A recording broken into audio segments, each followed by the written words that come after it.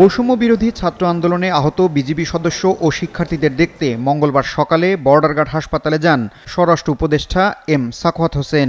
এরপর গণমাধ্যমকে তিনি বলেন, 15ই আগস্টের কর্মসূচি নিয়ে সবার সাথে বসে সিদ্ধান্ত নেওয়া হবে, তবে কর্মসূচির নামে দেশের কোথাও কোনো অরাজকতা করতে দেওয়া হবে না। 15 আগস্ট আজকে বিকালে আমরা বসবো, উই উইল ডিসকাস।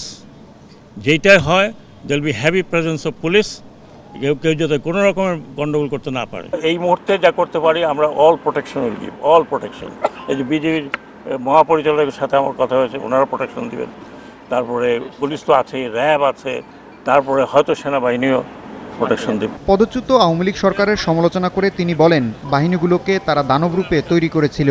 অতীতের কর্মকাণ্ডে পুলিশ বাহিনী এখনও অনুতপ্ত জানিয়ে এই উপদেষ্টা বলেন, হত্যার হুকুমদাতাদের আইনের আওতায় আনা হবে। ইতিমধ্যে তাদের তালিকা তৈরির কাজ শুরু হয়েছে। 15 বছর এই ফোর্সগুলোকে দানব বানিয়েছে, যারা বানিয়েছে তাদের আমি পারি আর না পারি, I will take them to international court. তারা কত লোক মেরেছে, প্রত্যেকটি ইনস্টিটিউশন ধ্বংস করে। সীমান্তে বিজিবিকে নতজানু হয়ে থাকতে বাধ্য করেছিল সদ্য সাবেক সরকার। এখন থেকে বিজিবি আর পিঠ দেখাবে না বলেও হুঁশিয়ারি করেন স্বরাষ্ট্র উপদেষ্টা। ইশতিয়াক ইমন, ৭১, ঢাকা।